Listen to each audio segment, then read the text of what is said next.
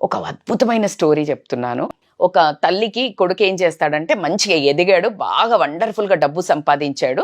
So తను ఏం చేశాడంటే, అమ్మ చాలా చాలా గొప్ప మనస్సుతో తల్లి దగ్గరకు వచ్చి, నీకు నేను కొంత డబ్బు ఇవ్వాలనుకుంటున్నాను, నీకు ఇష్టం ఉన్నది కొనుక్కో, నీకెంత కావాలి చెప్పు, ఏం కావాలి చెప్పు అని అడిగాడంట. అడిగితే నాకెందుకురా అని అడిగిందంట. నాకెందుకురా నాన్న, నాకేమొద్దు అంటే బాగా ఇన్సిస్ట్ చేశాడు. నేను ఒప్పుకోనమ్మా, నీకేం కావాలో చెప్పు, నీకు ఎంత కావాలో చెప్పు, నీకేం కావాలంటే అది ఇస్తాను. ఆ తల్లి ఇంక పట్టు వదలట్లేదు కొడుకు. మరి కొడుకులు అడిగింది ప్రతిదీ చేస్తుంది కదా తల్లి. సరే అని చెప్పేసి ఒక కోరిక కోరుకుందంట. వస్తువు అడుగుతుందేమో అనుకుంటారు, ఏది బంగారమా బట్టలు. ఆ తల్లి మళ్ళీ తల్లి అని నిరూపించుకోవడానికి, కాదురా కన్నా చిన్నప్పుడు మీకు గుర్తుందా అంటే, నాకు తెలిసి మీరు ఇంకా మీ కొడుకు ఆ స్టేజ్కి రాలేదు, నాకైతే చాలా కనెక్ట్ అయింది ఆ స్టోరీ. ఏంటంటే పిల్లలు ఈ రోజు నీ దగ్గర పడుకుంటా, ఈ రోజు నీ దగ్గరే పడుకుంటా అని మారం చేస్తుంటారు. కొంచెం ఎదిగాక ఈ రోజు నేను నీ దగ్గర, అది ఆ పడుకుంటా అని అడగడానికి వాళ్ళు ముందు నుంచి ఎంత బతిలాడుకోవడమో లేకపోతే ఆ చేస్తే ఎంతో మురిసిపోవడమో జరుగుతుంది. సో అలా తల్లి అడిగిందంట, ఒక వారం రోజులు నువ్వు నేను అంటే నేను నీ దగ్గర ఉంటాను రా అంటే, రాత్రి నేను చిన్నప్పుడు నిన్ను పడుకోబెట్టుకున్నాను కదా నా దగ్గర, నాకు నేను నీ దగ్గర పడుకోబెట్టుకో అంటే షాక్ అయ్యాడంట కొడుకు. షాక్ అయ్యి అదేంటి ఇదేం కోరిక అనుకున్నాడంట. అయితే ఆ కోరిక తీర్చాలి కదా, మరి మాట ఇచ్చాడు కదా, సరే అన్నాడంట.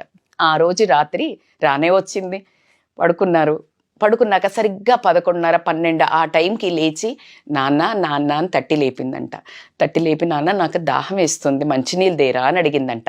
మంచినీళ్ళు తే అంటే బాబు ఇక సరే అని లేచెళ్ళి కొడుకు గ్లాసులో మంచినీళ్ళు తీసుకొని ఇచ్చాడు. అలా కొంచెం సగం కొంచెం అట్లా తాగినట్టు చేసి ఇచ్చేసింది. పడుకుంది. మళ్ళా కొంచెం సేపు ఒక 10-15 నిమిషాలు కాగానే మళ్ళీ తట్టి లేపిందంట. తట్టి లేపి, నాన్న మళ్ళీ మంచినీళ్ళు అవుతున్నాయిరా, ఎందుకో ఇంకా దాహం వేస్తుందిరా అని అడిగిందంట. కొంచెం విసుగు ముఖం పెట్టి, ఇప్పుడే తాగావు కదమ్మా అన్నాడంట. ఏమో రానంటే ఇంకా కాస్త విసుగుతోటే వెళ్ళి మళ్ళీ తెచ్చాడంట ఒక గ్లాస్. తాగి ఇచ్చింది, మళ్ళీ తీసుకొని వెళ్ళాడు. మళ్ళీ పడుకున్నారు. మళ్ళీ ఒక 4-5 నిమిషాలు కాగానే మళ్ళీ తట్టి లేపిందంట.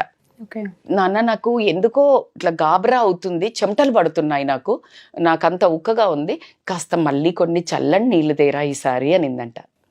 ఇక అసలు ఆయనకి విపరీతమైన చిరాకు ముఖం పెట్టి, ఏందమ్మా నువ్వు అసలు అర్థం చేసుకోవు, నువ్వు ఏంటిలా అని చెప్పేసి గట్టిగా ఇంకా వాయిస్ రేజ్ అయింది, ఓపిక నశించింది. ఇంకా ఇట్లా అరుచుకుంటూనే వెళ్ళి గ్లాస్లో నీళ్లు తెచ్చారు. అరిచాడు కదా, కొంచెం గట్టిగా మాట్లాడే వరకు ఆమె కొంచెం వణికిపోయింది. తాగుతూ ఆమె చేతులు వణికి నీళ్లు కింద పడ్డం జరిగింది. ఇక అప్పుడు ఆ కొడుకు ఉక్రోషము విపరీతంగా వచ్చి, అసలు నువ్వు మనిషివేనా, ఆ పక్క ఏంటి తడిపావు నువ్వు, ఇప్పుడు ఎలా పడుకుంటావు అనుకుంటున్నావు నువ్వు, ఆ పక్క మీద పడ్డాయా, చల్లగుంది, ఎలా పడుకుంటావు అని గట్టిగా అరిశాడంట. అప్పుడు ఆ తల్లి ఒక చిన్న నవ్వు నవ్వి చిరుమందహాసంతో సమాధానం, వినండి ఉష, ఏమిచ్చి తీర్చుకుంటా అనుకున్నావురా నీ డబ్బుతో, నువ్వు ఒకరోజు నేను 2 సార్లు 3 సార్లు లేపితే నీకు విసుగొచ్చిందే, ఇలా నిద్రలేని రాత్రులు రోజుల బాప నుంచి మినిమం ఒక 5 ఏళ్ళు వచ్చే వరకైతే తల్లి పక్కలోనే పడుకుంటున్నారు. అలాంటి రోజులు ఎన్ని గడిపి ఉంటది ఉష, అలాంటి రోజులు ఎన్ని జరిగి ఉంటవి. పక్కలో బాత్రూమ్ పోస్తే అదే బాత్రూమ్ మీద ఆమె కొంగు వేసి ఆ కొంగు మీద ఆ కొడుకును పడుకోబెట్టి ఈమె అదే పచ్చి దాంట్లో పడుకున్న రోజులు అంటే వాళ్ళకి ఆర్థికంగా సరిపోకపోతే అలాంటి తల్లులు ఎంతమందో కోకొల్లలు ఉన్నారు. ఆ మాట మాట్లాడిన తర్వాత ఆ కొడుకుకి కన్నీరు పర్యంతమైపోయి, తను చేసిన అంటే తను ఊహించినది, నేను ఏమిచ్చి ఈ డబ్బు ఇచ్చి రుణం తీర్చుకుంటాను, లేకపోతే గొప్ప ఘనకార్యం చేస్తున్నా అనుకుంటారు చాలామంది. కొంచెం డబ్బు ఇచ్చి కొడుకులు కానీ కూతుర్లు కానీ లేకపోతే ఇంత చిన్నది ఏదైనా ఇచ్చి కూడా గిఫ్ట్ అనుకోవడము, దాని తర్వాత మురిసిపోవడము ఒక్క చిన్న దాంతో.